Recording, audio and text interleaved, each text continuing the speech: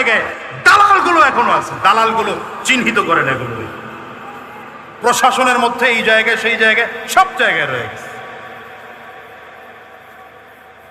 জীবনে বহুত হিসাব নিকাশ করে কথা বলছি, এখন আর হিসাব নিকাশ করে কথা বলার টাইম নেই।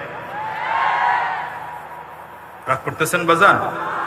বলেন নেতাকে, আওয়াজ করে নেতাকে। তোমার নেতা আমার নেতা, আমরা সবাই রাসূল সেনা। এবার স্লোগান দেব, এবার হাত উঁচু করতে হবে। উঁচা করেন, দুই হাত ভালো করে উঁচা করেন, টান টান করে উঁচা করেন, কাশি দেন, গলা কাশি দেন। মাশাআল্লাহ, হাতগুলো মোট করেন, ঝাঁকি দেন, জোরে সোরে ঝাঁকি দেন। শরীরের মধ্যে যতটুকু আওয়াজ আছে, কণ্ঠে যতটুকু পাওয়ার আছে, পুরোটা পাওয়ার ছেড়ে দিয়ে একটা তাকবীর হবে। আয় মুসলমান, রেডি? জোরে রেডি? নারে তাকবীর! আরো জোরে নারে তাকবীর! আরো জোরে নারে তাকবীর! তোমার নেতা আমার নেতা, তোমার নেতা আমার নেতা,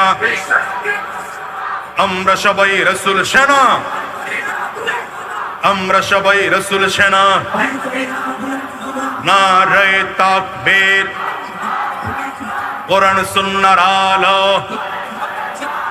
কোরআন সুন্নাহ যেখানে, আলেম ওলামা যেখানে, পীর বুজুর্গ যেখানে, দিয়েছি তো রক্ত, দিয়েছি তো রক্ত,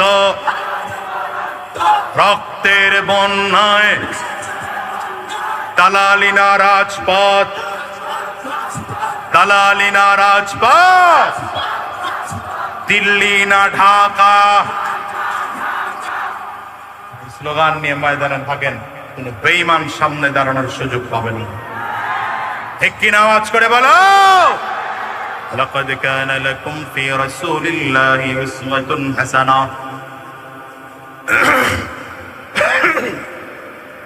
লাকাদ কানা লাকুম ফি রাসূলিল্লাহি উসওয়াতুন হাসানাহ। রব্বে কারীম বলেন, তোমাদের জন্য রয়েছে নবীজির মধ্যে গ্রহণ করার মতো উত্তম আদর্শ। এমন এক আদর্শবান রহমতের নবী আমার, যে নবীর আদর্শ দেখে কাফির মুশরিকরা কালিমা পড়ে মুসলমান হয়ে যায়, যে নবীর আদর্শ থেকে বেঈমানগুলো কালিমা পড়ে মুসলমান হয়ে যায়। ও দুনিয়ার মুসলমানেরা, আমার নবীর আদর্শে যদি আদর্শবান হতে পারো, এই বাংলাদেশটাও সুন্দর শান্তির দেশ হয়ে যাবে। বলো ঠিক কিনা? এই দেশের মধ্যেও চুরি থাকবে না, ডাকাতি থাকবে না, খুন থাকবে না, চিন্তাই থাকবে না, রাহাজানি থাকবে না। এই মানুষের মধ্যে মারামারি, কাটাকাটি, হিংসা, আসাদ ফাসাদ থাকবে না। আমরা হুজুররা কেন চিল্লাই, এত কেন আজ করে জানো নাকি বাজান?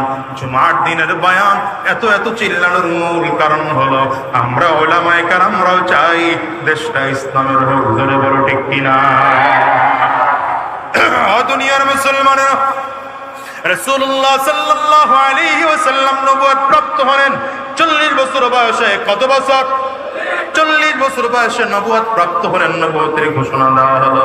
নবুয়ত প্রাপ্তির পরে প্রথম 3 বছর আমার নবী গোপনে গোপনে দাওয়াত দিয়েছেন। এই মনোযোগ দিয়ে কথা, প্রথম 3 বছর আমার নবী দাওয়াত দিয়েছেন প্রকাশ্যে না গোপনে? গোপনে গোপনে দাওয়াত দিয়েছেন।